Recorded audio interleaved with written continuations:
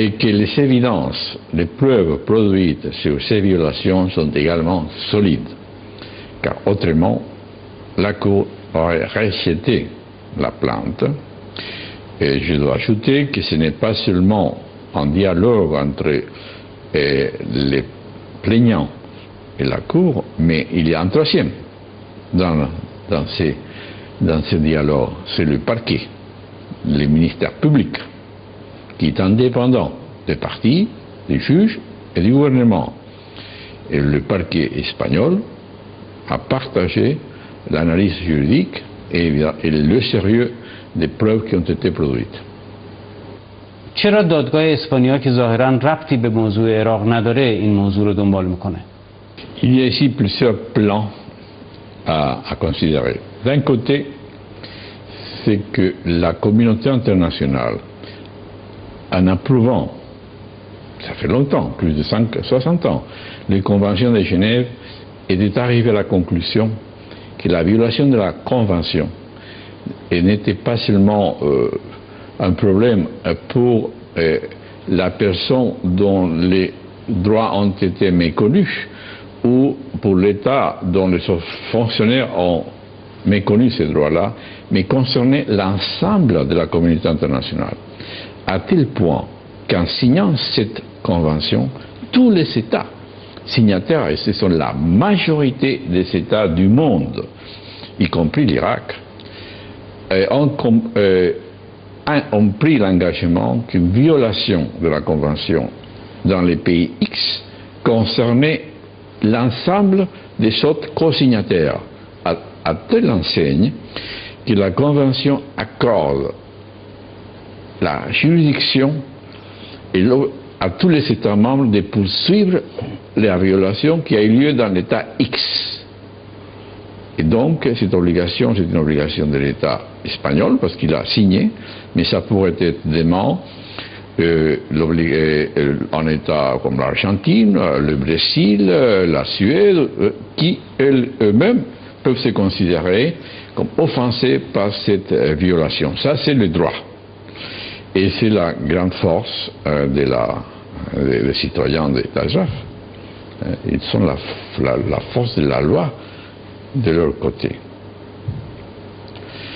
Et ce qui est incompréhensible, c'est qu'il y ait des responsables d'Irak qui ne se rendent pas compte qu'en ne respectant pas ces droits, ils s'engagent leur responsabilité individuelle à l'égard des autres pays signataires de la Convention. Donc, la loi internationale, la Cour espagnole, dit: vous, monsieur le juge de l'Irak, vous savez les droits, l'obligation et la priorité de mener l'enquête. C'est incontestable.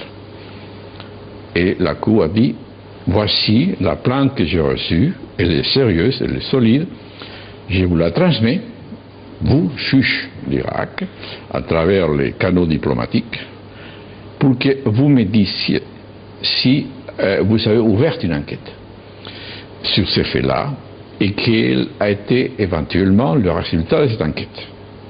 Voilà, donc le respect de la souveraineté et de l'indépendance de l'Irak est total. Si les autorités irakiennes avaient répondu oui, malheureusement ce n'est pas ça qui est arrivé. La réponse qui a été reçue à la Cour espagnole a été une réponse tout à fait vague. On a ouvert une enquête, mais il n'est pas dit qui a ouvert l'enquête, qui mène l'enquête, et aucun résultat de l'enquête. Donc une réponse insuffisante. Et de l'autre côté, la Cour a connu les rapports des rapporteurs des Nations Unies et d'autres organisations et d'autres preuves qui montrent qu'il n'y a pas eu d'enquête ouverte, une véritable enquête judiciaire en Irak. Alors, après avoir donné un an de temps aux autorités irakiennes pour répondre à la question, étant donné qu'il n'y a pas eu de réponse, réponse du standard minimum de réponse, la Cour espagnole, avec l'accord du parquet, a décidé de mener l'enquête elle-même. Et la première mesure a été de convoquer l'auteur présumé est de la direction de l'attaque. Donc la Cour lui a dit, venez le 8 mars et expliquez en votre défense ce que vous voudrez. Venez accompagné d'un avocat pour que vos droits soient mieux respectés et garantis. Et si jamais vous ne nommez pas un avocat, la loi vous permet d'avoir une défense toutefois, et la Cour nommera un avocat d'office, de sorte que toutes les garanties légales lui seront respectées. Le fait que le débat a lieu à l'intérieur d'une cour de justice, c'est une garantie pour tous. Donc, indépendamment de ce que dit la presse, je dois dire que la stratégie de défense du général, c'est de sa responsabilité. Lui et ses conseils juridiques choisiront la stratégie qu'ils préfèrent pour mieux montrer qu'ils sont innocents ou que d'autres sont responsables. Parce qu'il y a quand même 11 morts et plus que 500 blessés, ce sont les faits. Donc je ne sais pas quelle stratégie il va suivre. Et c'est à lui de la décider. Ce que je sais, c'est ce que dit la loi.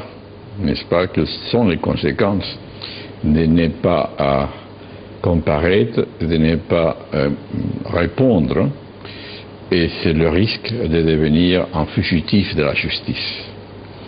Ce n'est pas plaisant pour personne, mais je m'arrêterai là. حال که این موضوع رو از نظرگاه حقوقی بررسی کردیم، این موضوع چه اهمیتی برای اشرفیان داره؟ La première conséquence est le message que les ressortissants, les habitants d'Ashraf et leurs familles ont reçu. C'est qu'ils le savaient déjà, mais ils peuvent en être renforcés dans leurs convictions, c'est qu'ils ne sont pas oubliés du monde.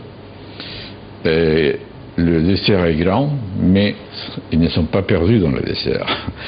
Et même s'ils sont assiégés, il y a une loi, la loi interne de l'Irak, et il y a la loi internationale, et ils ont des droits. Et ils doivent être respectés. Et si les cours de justice de l'Irak, malheureusement, n'impliquent pas la loi d'une manière effective, les lois internationales ont prévu cette situation, leur accordent la protection de la loi dans d'autres États. Donc c'est le message de dire ce qui vous arrive est connu, ce qui vous arrive c'est une offense à la communauté internationale, car dans le droit pénal espagnol,